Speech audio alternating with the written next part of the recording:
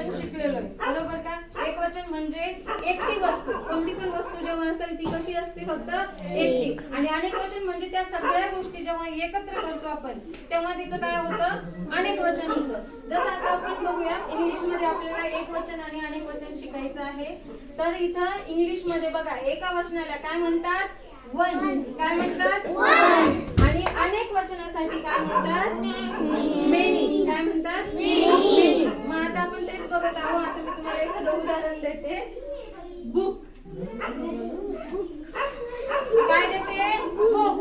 आता ह्या बुकचं अनेक वचनामध्ये म्हणजे मेनी मध्ये काय होईल, खूप सारे बुक जर आपण एकत्र केले तर त्याला आपण काय म्हणायचं देवांश, बुक्स. Very good. काय म्हणायचं, बुक्स.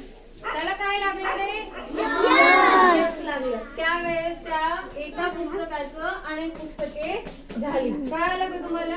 आता अजून मी उदाहरण देते तुम्हाला.